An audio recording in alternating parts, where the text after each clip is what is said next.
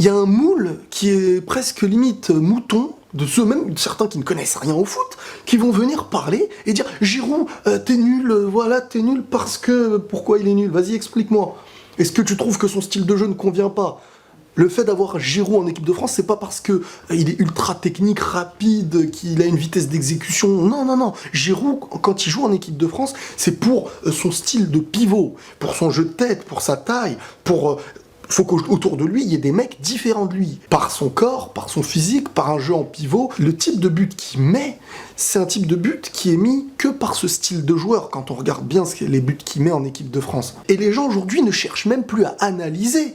Ils sont là parce qu'un tel dit ça, parce qu'il s'appelle Giroud, parce que voilà, il a la place à Benzema, donc moi je suis pas content. Donc on peut traiter du cas Benzema, on peut parler de Giroud, on peut parler de ce que vous voulez, mais faut pas tout mélanger, ça n'a aucun rapport. Olivier Giroud, les amis. Olivier Giroud, les amis. Je suis fier d'en avoir parlé depuis toujours et de ne pas avoir été ingrat. Parce que Giroud, c'était pas de l'analyse intelligente qui avait lieu, objective qui avait lieu de la part des gens. C'était influencé sous beaucoup de choses. Il a su. Regardez le destin des choses. Le mec, après l'Euro, se disait que ça y est. Il n'allait pas égaliser le record d'Henry. Il n'allait peut-être plus jamais rejouer avec l'équipe de France. Qui pouvait dire réellement... Et pourtant, malgré tout, on se le disait. Ce mec-là, à chaque fois, on se disait que Giroud, oh, il va partir. Oh, ça y est. Oh, la France, ça joue avec Giroud parce qu'il n'y a pas meilleur en ce moment. Parce que... On trouvait toujours une excuse à Giroud sans jamais admettre que cette place-là, il pouvait la mériter, clairement. Et là, on s'est dit, bon, est-ce qu'en tant que remplaçant, il y avait moyen, etc. Et boum, petite bombe footballistique, Benzema, forfait pour la Coupe du Monde. Alors ça, c'est affreux. Ça, c'est triste. Mais est-ce que le cerveau de l'humain, de nous, est-ce qu'il peut faire la distinction des choses et ne pas tout mettre en opposition et tout en comparaison qui n'a aucun sens? Benzema n'est plus là. Giroud est là. Et il faut faire avec Giroud.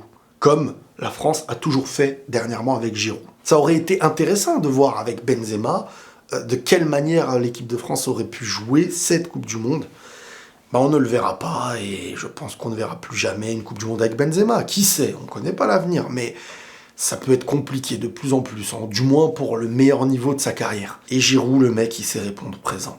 Dernière Coupe du Monde, certes, il n'a pas marqué de but. Là, il met un doublé. Premier match. Le début annonce très souvent la couleur de la lancée.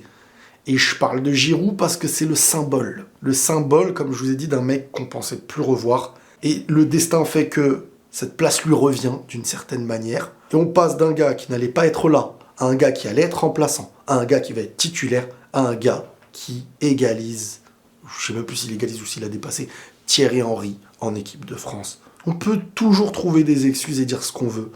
Giroud, en équipe de France, et pas que, parce qu'avec le Milan, là, il a fait du bien, il a eu un mental que très peu de joueurs peuvent avoir. Il a eu un mental incroyable. Il a surmonté les comparaisons avec un grand joueur comme Benzema, surmonter le rabaissement, surmonter la division qu'il pouvait y avoir entre une partie pro-machin. Et le gars, il s'impose, et le gars, il revient, et le gars, il est décisif en Coupe du Monde. Et il apporte cet équilibre, qu'on le veuille ou non. Avec Benzema, c'est un autre football. Avec Giroud, c'est un équilibre qui n'existe aussi qu'avec Giroud. Ça, je l'ai toujours dit, même quand il marquait pas. Parce qu'il faut un minimum connaître ou aimer ou analyser ou je ne sais quoi, le foot, pour comprendre que parfois, ce n'est pas toujours celui qui sera mis en avant, ce n'est pas parce que tu n'es pas mis en avant directement sur un but ou une dernière passe que tu es inutile.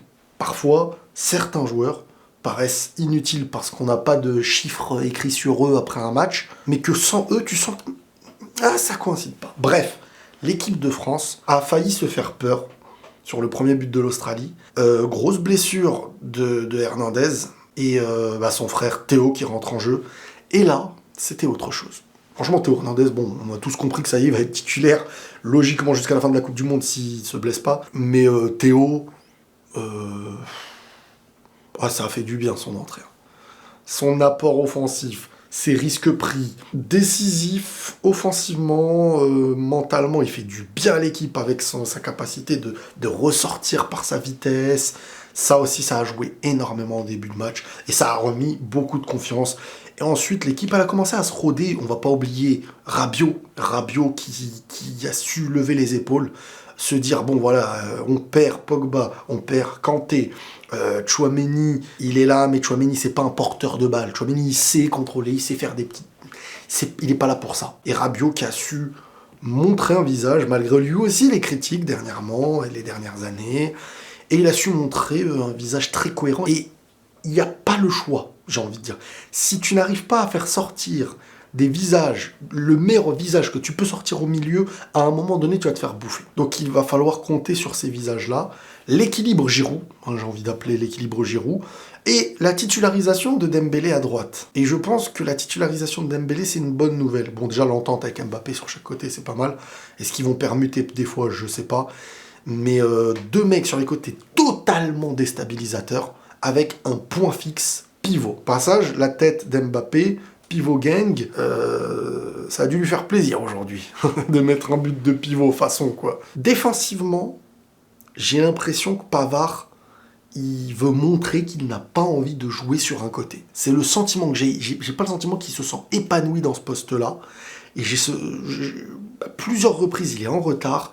Et on dirait qu'il s'en fiche, limite, quoi. La défense Upamecano, Konaté, elle est intéressante si les côtés arrivent à connecter avec eux. Parce que je trouve que vraiment, en termes de solidité, en termes, voilà, quand ils sont en confiance et tout, mais l'Australie, qui n'est pas une équipe de fous, en Coupe du Monde, tout le monde peut être dangereux, ça va prendre au sérieux, a quand même pu créer des doutes défensifs, à régler peut-être, mais offensivement, tu sens que chacun est dans sa petite zone. La zone de Giroud, elle est propre à Giroud. La zone à Dembélé, elle est propre à Dembélé, même si je trouve qu'on n'a pas assez joué. Dembélé, faut très vite jouer sur les côtés. C'est les points forts de l'équipe de France qui vont bonifier l'attaquant et qui vont faire des différences. Même s'ils la font pas la première fois, même s'ils la font pas de la deuxième tentative, ils sont là pour ça et ils vont le faire. Après Griezmann, ça va être le joueur à qui on laisse l'espace libre du milieu de terrain entre la transition offensive et milieu. Et c'est celui qui raccommode un petit peu. Il n'est pas du mieux qu'il sait le faire dans sa carrière, mais il raccommode les choses, voilà. C'est un peu le bazar. Il est là un petit peu pour essayer d'offrir des liens avec chaque côté, milieu, défense, attaque et ses efforts. Le football qu'il aime en vrai, quand tu réfléchis bien. Donc l'équipe de France a montré un bon visage, a su réagir. Fallait à tout prix réagir, parce que beaucoup de choses hors football, les blessures, les trucs, leur tombaient dessus. Bon, à un moment donné, j'espère qu'ils vont pas se choper encore une autre blessure, parce que là, ils sont combien maintenant? Ils sont 24 joueurs. Je sais pas comment ça se passe. Surtout que c'est très compliqué, les gars. Bon, je suis un peu fatigué, je suis désolé. J'ai fait aller-retour Paris, les gars, comme je l'ai dit dans la vidéo d'avant.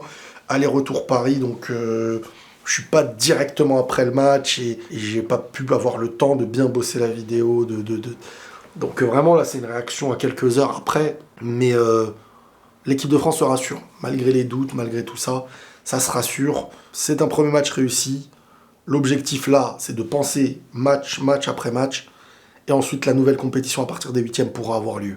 Et c'est là que tu vas vraiment être jugé. Là, il va falloir être très sérieux, prendre les points qu'il faut. Donc là déjà, tu fais ta victoire, voilà, t'as pas de stress à avoir prochainement. Ça fait descendre la pression, ça aussi c'est intéressant, ça fait descendre la pression. Et dès que la pression était descendue, on a vu une équipe de Français qui a commencé à reprendre... Voilà, il y a un équilibre à retrouver. Tous les joueurs n'ont presque jamais joué ensemble. C'est fou de se dire ça. En match de Coupe du Monde, Konaté, Upamecano Konaté, Pavard, Théo, Rabiot, Tchouaméni, Griezmann, Dembélé, Mbappé, Giroud, ils ont jamais pensé... Personne ne pouvait dire que ça allait être cette équipe-là. Prévoir la blessure de trucs, Donc je trouve que l'adaptation au fur et à mesure du match, elle s'est faite bien, elle s'est bien faite, et elle devenait de plus en plus rassurante, et ils ont su jouer avec leurs points forts. Donc un bon match de l'équipe de France, rassurant, et une belle réaction.